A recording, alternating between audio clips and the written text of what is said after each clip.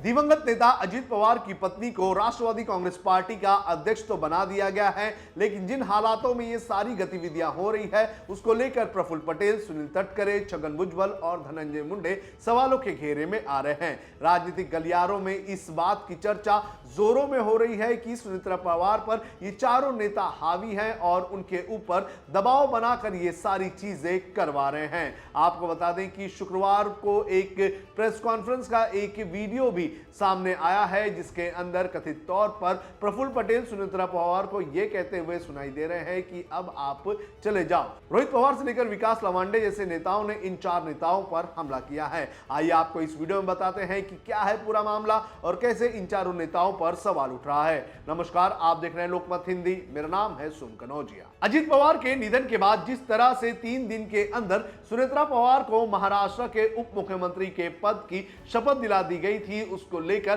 पहले से ही प्रफुल्ल पटेल, छगन भुजबल, सुनील तटकरे और धनंजय मुंडे सवालों के घेरे में आ चुके थे। लेकिन अब सुनेत्रा पवार के राष्ट्रवादी कांग्रेस पार्टी के अध्यक्ष बनने के बाद एक बार फिर से इन नेताओं के ऊपर सवाल उठाए जा रहे हैं। इसी बीच राष्ट्रवादी कांग्रेस पार्टी के प्रवक्ता विकास लवांडे ने इन चारों नेताओं पर हमला किया है। एक वीडियो जारी करके उन्होंने तीखे हमले किए हैं।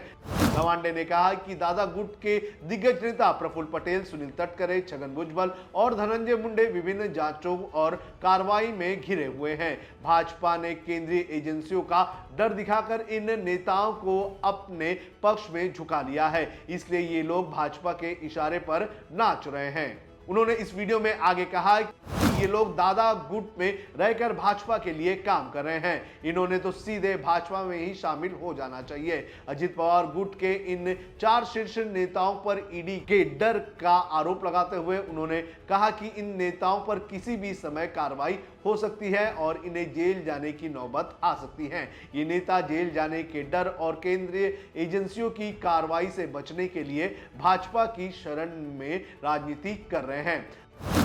लवांडे ने आक्रामक शब्द में कहा कि अजीत पवार के गुट में रहकर भाजपा की लाइन पर काम करने का मतलब एक से शादी और दूसरे से घर बसाने जैसा है। उन्होंने तंज कसते हुए कहा कि यदि इन नेताओं को भाजपा की नीतियां ही अपनानी है तो खुलकर भाजपा में शामिल हो जाना चाहिए और दोहरा खेल बंद कर देना चाहिए।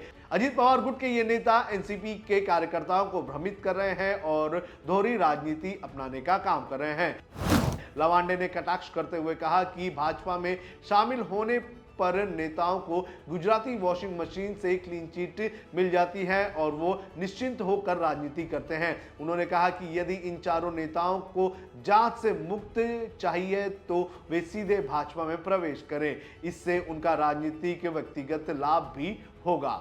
आपको बता दें कि इसी बीच शुक्रवार की एक प्रेस कॉन्फ्रेंस का एक वीडियो भी सामने आया है, जिसके अंदर पार्टी की एक नेता ये कहती हुई सुनाई दे रही है कि पहले तो आप लोगों ने हमें अजीत दादा से दूर रखा, अब सुनेत्रा ताई से भी मिलने नहीं दे रहे हैं। इतना ही नहीं, इस वीडियो में प्रफुल्ल पटेल सुनेत्रा पवार को अब आप जाओ ऐसा कहते हुए भी सुनाई दे रहे हैं, जिसको लेकर ये सवाल उठने लगा है कि इन चारों नेताओं ने सुनेत्रा पवार को कंट्रोल करने का क्या काम शुरू कर दिया है।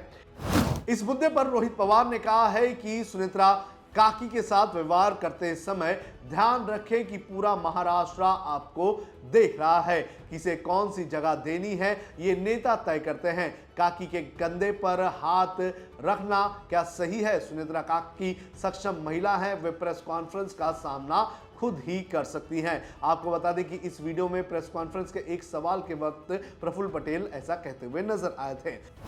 उन्होंने आगे कहा कि अगर कोई ये सोचता है कि वे अजीत पवार को कंट्रोल नहीं कर पाए लेकिन सुनेत्रा पवार को कर सकते हैं तो ये उनका भ्रम है। वहीं इन चारों लोगों के बारे में एक महिला विधायक भी अब खुलकर कह रही हैं और वो भी सामने आ चुकी हैं। एक भतीजे के तौर पर यह मेरी विनती है कि काकी भी सावधानी से रहे।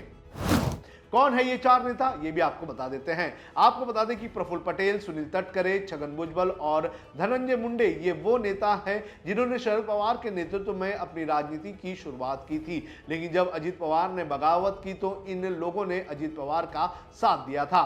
राजनीतिक गलियारों में इस बात की चर्चा होती रही है कि इन नेताओं के ऊपर भ्रष्टाचार के आरोप हैं और ये नेता बीजेपी के इशारे पर काम करते आए हैं। प्रफुल्ल पटेल को दिल्ली में बैठाने का काम शरद पवार ने ही किया था और छगन भुजबल को महाराष्ट्र का उप मुख्यमंत्री भी शरद पवार ने बनाया था। लेकिन अब जब शरद पवार सबसे मुश्किल घड़ी में दिखाई दे रहे हैं तो ऐसा कहा जा रहा है कि ये लोग शरद पवार के बारे में नहीं बल्कि अपनी राजनीति के बारे में सोच रहे हैं। तो क्या सच में सुनीता पवार को ये चार नेता कंट्रोल करने का काम कर रहे हैं? आपको क्या लगता है? आप हमें कमेंट करके जरूर बताएं।